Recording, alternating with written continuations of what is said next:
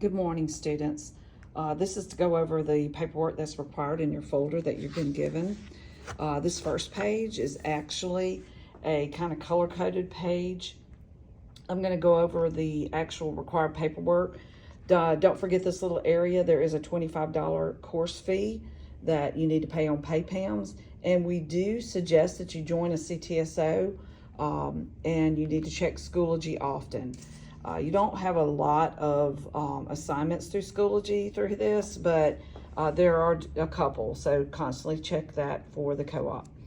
One of the first things, if you've not already done an application, you need to get one of those. It's not in most of the folders, but that is required. You should have already done it. If you're a returning student, you've already done that last year, so you're fine. The second piece is the syllabus, the red paper. You're going to get your parents, make sure you read over this information. Your parents are going to sign the second page, and you keep this page, which has all of the information that talks about grades for third and fourth quarter. So turn in that first page. The next item is the training agreement, the yellow code. Training agreement, all this needs to be filled out by you, not your employer. I need every single line filled out, including your address and phone number of the place that you're working. The training station is actually where you're working. You need to circle, of course, you will circle this, the fall spring of 24. Also need to know if you're doing single or double co-op as well. This outlines the areas of people's responsibility, including your employer's responsibility. Your parent needs to sign this, your employer needs to sign this, and you sign this as well. That is called the training agreement. This one's called the training plan. The training plan here is what do you do at work. All lines need to be filled out. This needs to be what tasks that you do at your job.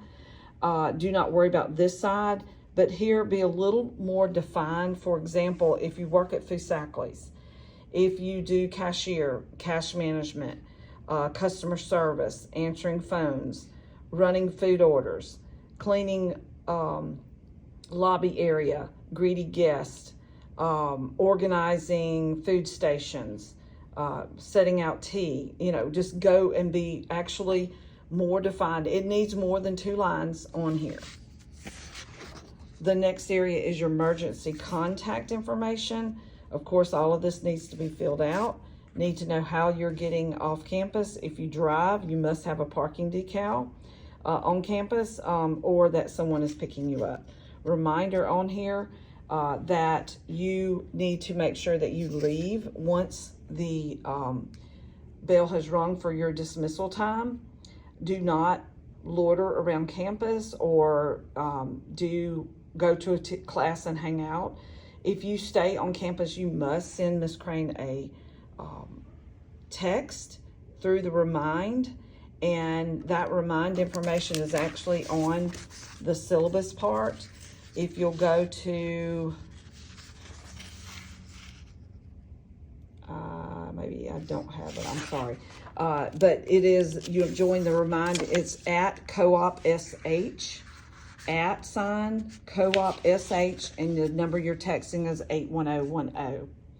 Last piece of information is your co-op time card. This you will keep with you. It is not required the first day back, and you will fill out the actual information, what that days that you work.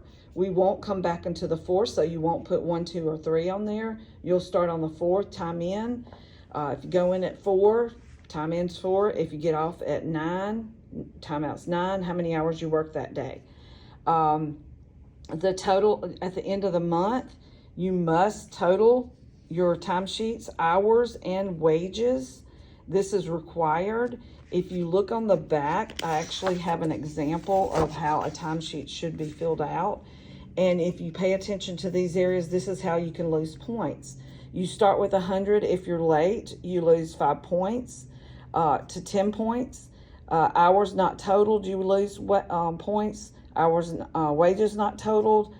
For example, you see I said 64 hours I worked, $10 an hour, and then just I want the gross of that, so that should be easy. You don't have to deal with taxes. The signature is very important. This is your boss's signature. You need to plan accordingly.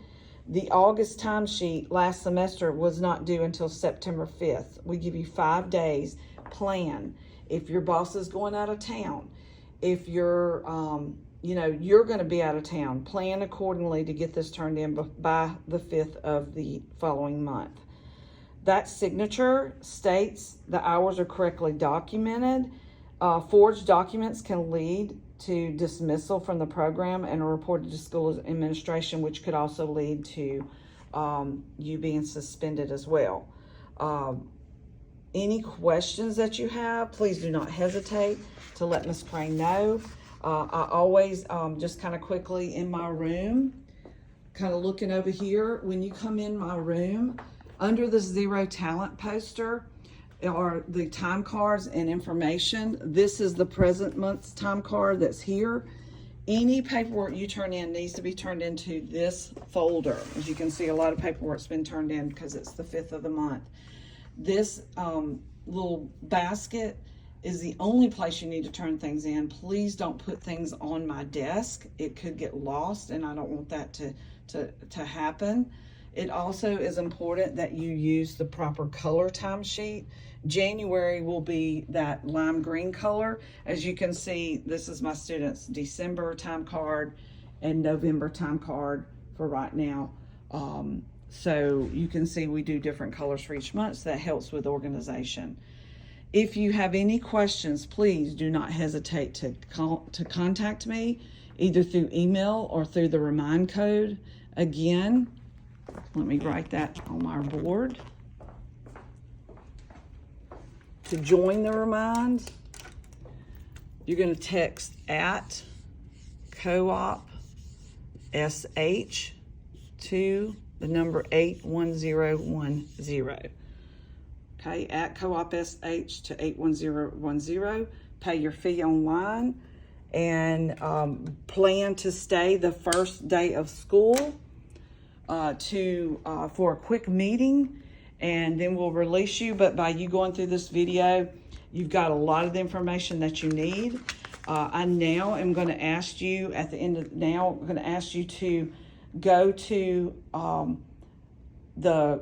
your Remind and send me a text and say watch video. That way I can mark you down that you watched the video and you're taking care of this. Appreciate it. Have a great day. Let me know if you need anything.